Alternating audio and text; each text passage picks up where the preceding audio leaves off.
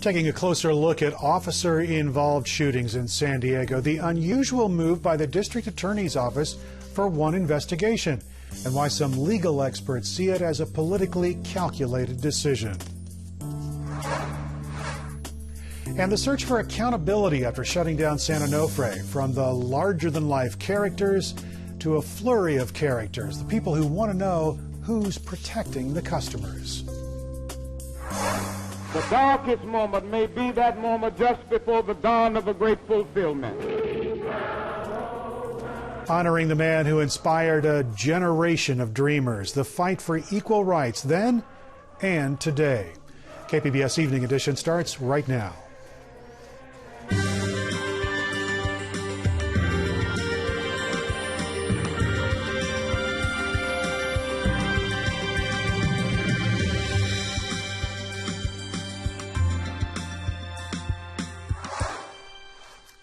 Good evening and thanks for joining us. I'm Eric Anderson. The district attorney has investigated 155 police-involved shootings in San Diego County over the past 11 years, but only once has the DA consulted an outside expert to help decide if the shooting was justified. That happened last year during the review of a high-profile shooting of an unarmed man in San Diego's Midway neighborhood. Chris Young reported this story for KPBS media partner iNewsSource. Chris, could you start by reminding us about this shooting and what's attracted so much attention here in San Diego? This is the April shooting of 42-year-old Fridoon Nehad. San Diego police officer Neil Browder shot and killed Nehad outside an adult bookstore in San Diego's Midway district. The officer was responding to a 911 call reporting that Nehad was threatening people with a knife, but it later turned out that he was only carrying a pen. The shooting has attracted so much media attention here in San Diego, in part because Nehad was unarmed, and also because it was recorded by a nearby surveillance camera. That video was made public last month. The San Diego County District Attorney's Office investigates all police-involved shootings. You reviewed documents summarizing each of those investigations since 2005. And what did you find there? The Nehad shooting was the only time out of 155 police-involved shootings in San Diego County that the DA consulted an outside expert to help determine if the officer should be charged with the crime. The San Diego District Attorney paid former San Jose Police Sergeant Jeffrey Martin $6,000 to review the video and other evidence. He concluded that the shooting was justified. And in November, DA Bonnie Dumanis decided not to charge Officer Browder. You did take a chance to talk to some legal experts about the DA's decision to hire that outside expert. What did they say? They said this was a very unusual move, and a couple of legal experts suggested it was probably a politically calculated decision. Here's part of my interview with Sean Martin. He's a professor at the University of San Diego School of Law. Yeah, it's incredibly rare to go to an outside expert to see whether or not you want to prosecute someone. Usually the district attorney wants to make that decision herself. It's because police shootings nowadays are so controversial and so politicized that you see this incipient movement to maybe go to outside experts. Martin added that if you're a cynic, you could view the DA's decision to hire an outside expert as political cover. So what does the district attorney, Bonnie Dumanis, have to say about this? The DA's office declined an interview request for this story. In a statement, a spokeswoman said each use of force incident requires different levels of investigation. Chris Young with iNewsSource. Thanks, Chris. California lawmakers are trying to put a stop to expensive fines for stoplight violations. A new measure may drop fines down to $270 for people who run a red light or make a right turn there.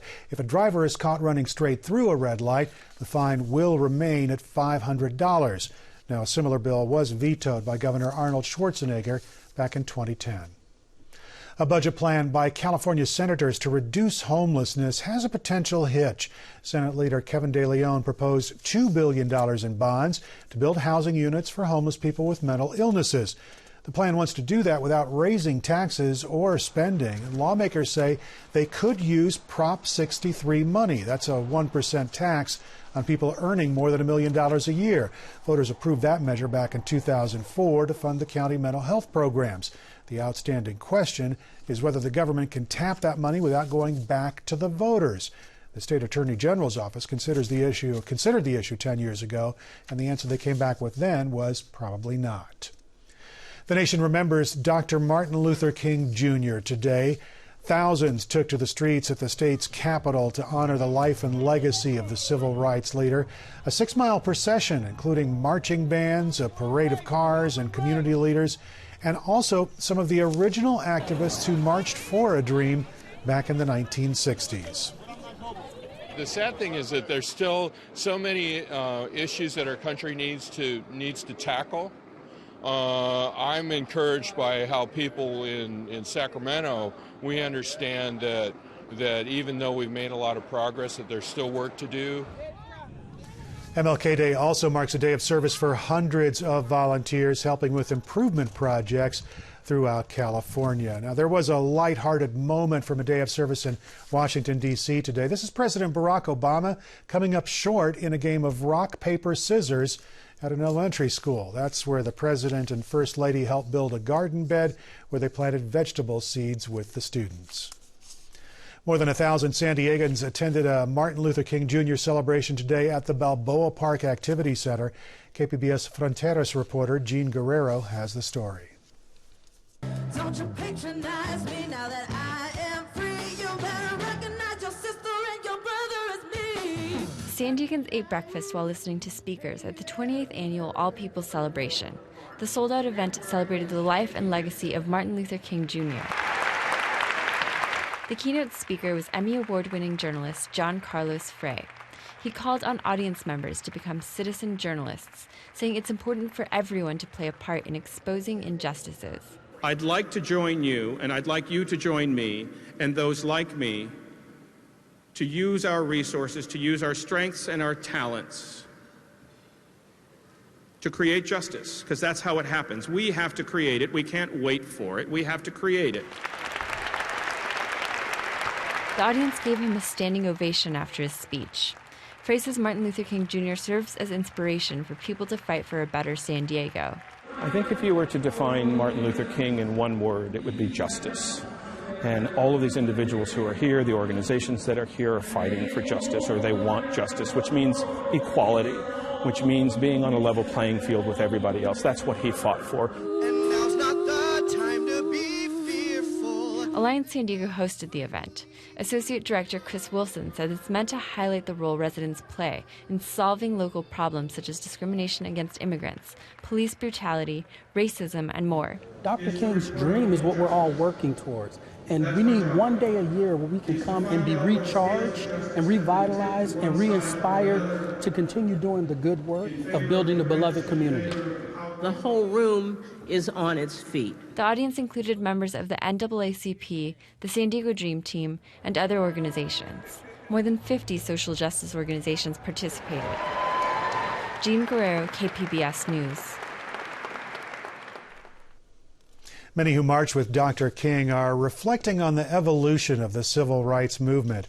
As Associated Press reporter Noreen Nasir explains, their fight continues now in the face of extreme proposals being bandied about on the presidential campaign trail.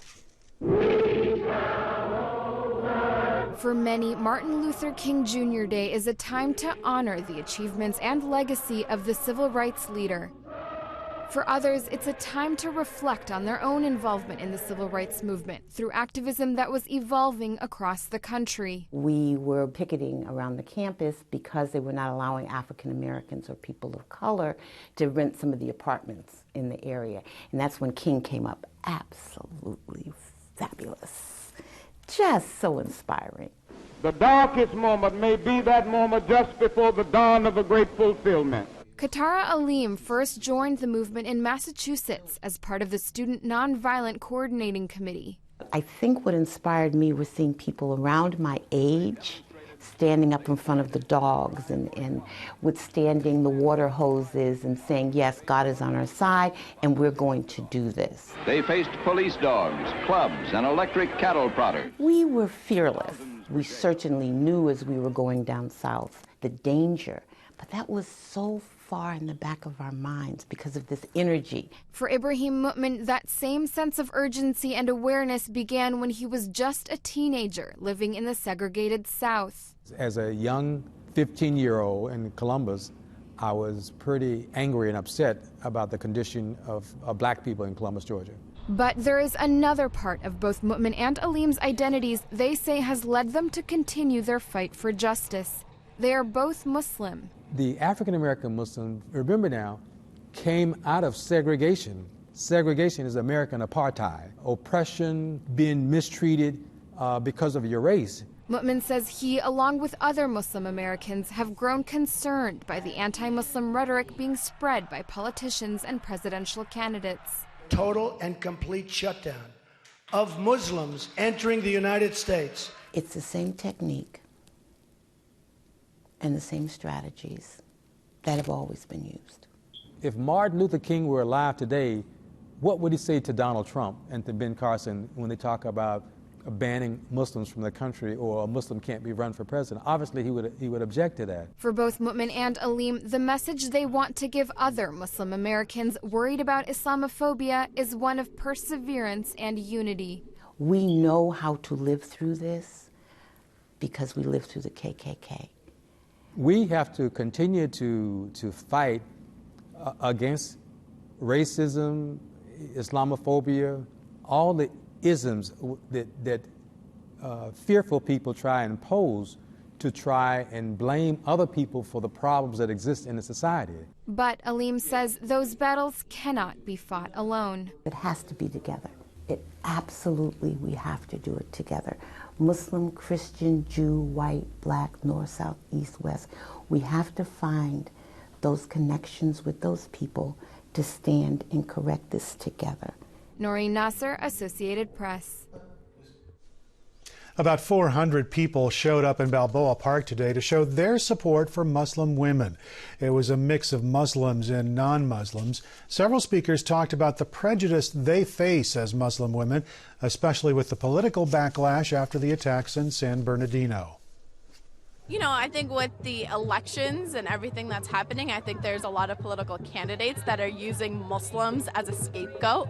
And I think that it's important for all of our allies and communities to really stand together and say that this is not the America we believe in. Organizers passed out hijabs for non-Muslim women to wear in solidarity. A number of organizations co-sponsored the event, including the Islamic Center of San Diego and the League of Women Voters. We have more stories about the people and the events honoring Dr. Martin Luther King Jr. on our website. That's where you can hear fifth grade students revisiting his iconic I Have a Dream speech at the Lincoln Memorial. That's at kpbs.org. The San Onofre nuclear power plant leaked radiation 4 years ago this month. Customers have since taken a multi-billion-dollar hit on the plant's premature closure. Despite revelations about what Southern California Edison knew before the flawed steam generators were installed, the utility has mostly escaped accountability. In the first of a two-part series, KPBS investigative reporter Amitha Sharma says that's left some people asking, who's protecting the customers? The tale of San Onofre nuclear power plant's death has big characters, big secrets, and big customer bills. First, the characters. There's a watchdog agency, a U.S. senator, a governor, and a state attorney general. The California Public Utilities Commission is the cop on the beat. The problem is that they've behaved more as if the FBI had put John Gotti in charge of the organized crime task force. Here's why consumer advocate Charles Langley thinks that. The PUC promised an inquiry in late 2012 into what went wrong at San Onofre. Enter Melanie Darling. She's the judge who presided over the PUC's San Onofre investigation. She somehow learned of an incriminating report just as the probe got underway. The report said designers of the San Onofre equipment that leaked the radiation in 2012 knew of flaws and wanted to make changes before it was installed. But they didn't, in part because Edison thought the changes would impede its ability to avoid a deeper government review. Judge Darling did a curious thing after finding out about the report. She asked Edison, the subject of the probe, in an email, whether that report would ever be made public. Alliance for Nuclear Responsibility attorney John Giesman says that raises ethical questions. Is that something that a judge sitting in a contested dispute would rightfully consult with one of the litigants without having all of the other litigants involved in the same communication. Then Judge Darling did another curious thing. She delayed the San Onofre investigation by 2 years. Now comes the second character in the San Onofre story, Senator Barbara Boxer. In February 2013, someone leaked that same incriminating report on the faulty San Onofre equipment to her.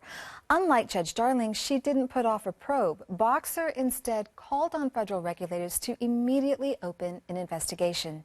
The senator's push for an inquiry set off a flurry of emails at Edison and the PUC. Again, the government body charged with oversight of the company. Plans were made to head abroad. In March 2013, Michael Peavy, then president of the PUC, met secretly with an Edison executive in Poland. There, they wrote a framework for a settlement on San Onofre that ultimately handed customers a $3.3 billion bill for the plant's shutdown. Again, ratepayer advocate Charles Langley. The Public Utilities Commission took care of Southern California Edison shareholders. They didn't take care of the ratepayers. But in Washington, Senator Boxer still searched for accountability. In May 2013, she said she had evidence of misrepresentation and safety lapses by Edison and asked the Justice Department to launch a criminal investigation. Now, the third character, Governor Jerry Brown. It's alleged that Brown phoned the head of Edison and asked if he was going to, quote, blast the senator. A Brown spokesman denies the governor asked that, but Brown never publicly backed Boxer in her call for a criminal probe of Edison. Remember Judge Darling? Before her retirement this month, she fined Edison almost $17 million for not revealing the secret meeting in Poland until 2 years later. But she also ended the PUC's investigation of San Onofre. San Diego consumer attorney Mike Aguirre says there are two systems of justice. There's one system for most people, and then there's another system for people that are rich and famous, like Edison and its executives. The PUC's former president, Peavy, may not be so lucky. Investigators are looking into his involvement in the secret Poland meeting, including a plan for Edison to give $25 million to UCLA for greenhouse gas research as part of the San Onofre settlement. That brings us to our final character, California Attorney General Kamala Harris. She's investigating the PUC and has asked for records dealing with San Onofre. The only problem is the PUC hasn't fully complied, and Harris hasn't pressed the matter in court. Amita Sharma, KPBS News. A new measure calling for stricter screenings of Syrian and Iraqi refugees entering the U.S. will take center stage in the U.S. Senate this week. The GOP-backed legislation raced through the House last November with 289 votes. Now, the bill would order the FBI background checks for refugees and require 3 different national departments to authorize each refugee. President Barack Obama has promised to veto the legislation. The nightmare is over for 3 American prisoners in Iran. Christian pastor Saeed Abedini and U.S. Marine Amir Hekmati and Washington Post journalist Jason Rezaian were freed in a prisoner swap yesterday. All 3 arrived in Germany via Switzerland to meet their families. This is the first picture taken of Rezaian and his family after his release. The American journalist grew up in Northern California. 7 Iranians were released from U.S. jails in the swap.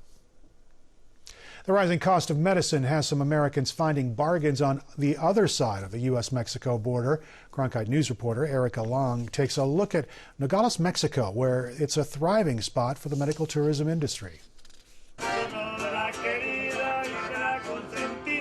These musicians are playing a song about the scenic beauty of Sonora. But many Americans also cross the border looking for something else. My dad told me I could get my teeth cleaned for $35. And the savings quickly add up for major dental work. You're going to spend $2,500 in the States and you can do it for $800 here.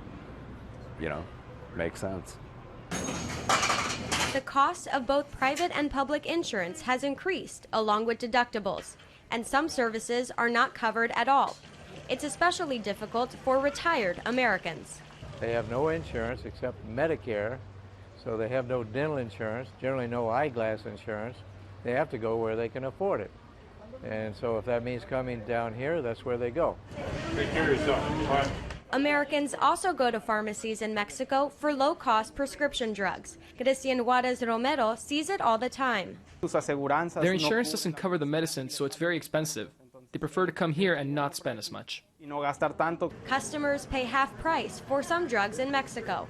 And as medical costs continue to rise in the U.S., more Americans are expected to see Mexico as a solution. Absolutely. Each year it increases the number of people that cross the border to get medical care. The Reed family is among those who will continue to seek savings south of the border. In Nogales, Erica Lang, Cronkite News.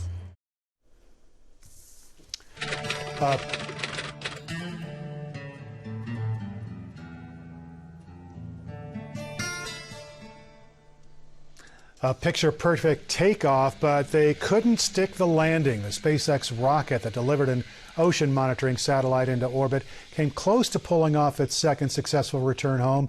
Last month, SpaceX landed Falcon 9, the first unmanned rocket, but this time Falcon 9 failed, as we just saw. It toppled over and exploded after one of the ship's legs didn't quite lock out. SpaceX is a California-based company aiming to reduce rocket launch costs by reusing rockets rather than having them fall into the ocean after they blast off and deliver their payload. A man rescued at sea off the coast of San Diego is recovering tonight. A bird's eye view of the rescue by a Coast Guard rescue crew. Coast Guard officers say the 36-year-old man suffered a severe leg injury yesterday. He was transported to UCSD Medical Center. No information has been released about his condition. The surf is definitely up in San Diego today. Look at the waves crashing by the Ocean Beach Pier today. Michael Sherman took these photos. There is a high surf warning for San Diego beaches in effect. The highest surf may be south of Carlsbad. Molly Cochran has more on tonight's KPBS weather report. We've seen some unsettled weather across California. The stormy pattern continues. The rain starting to wind down for many before the next front going to be pushing on shore. We'll tap in for some cloud cover tonight across San Diego County, but the rain still really lacking. Here's a look over the past 6 hours. We can see that satellite image showcasing the clouds from San Diego back towards Mount Laguna, but the rain again just really not there. So for the rest of tonight, things are relatively quiet from Oceanside back towards San Diego. Chula Vista coming in at 52 and Ramona will be at 53 under quiet conditions. And temperatures are still pretty close to where they should be coming in for this time of year.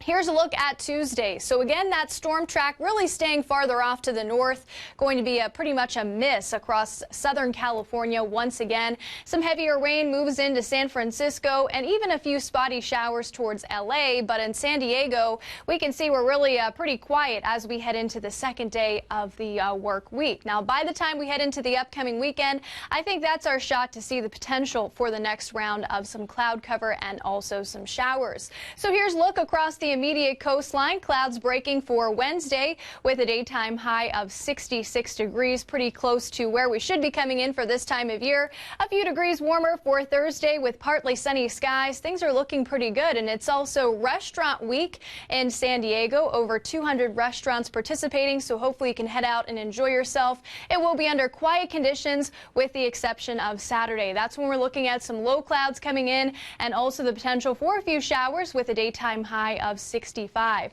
As we take a peek farther inland, clouds breaking for the middle half of the week, and we will have a temperature of 67 on Wednesday, upper 60s for Thursday and Friday, with a morning shower possible to greet the weekend. Here's a look at the mountainous regions. 57 for Wednesday, clouds breaking up. Pretty nice afternoon on deck for Thursday. Partly sunny skies, 57 degrees. But take a look at that low. By Thursday night, it's going to be in the mid-20s. So we'll need to bundle up, add in that hat and scarf. And in the desertous regions, we're going to see those temperatures a few degrees warmer for Wednesday, 74. Mostly sunny skies. Overnight lows in the lower 40s. Will be partly sunny for Thursday. Also going to stay relatively quiet for Friday and Saturday, so hopefully you can head out and get those outdoor activities plans because things are looking very nice. Molly Cochran, KPBS News. I'm Judy Woodruff. On the next News Hour, a wrap-up of the Sunday night Democratic debate. All that and more on Politics Monday on the PBS News Hour.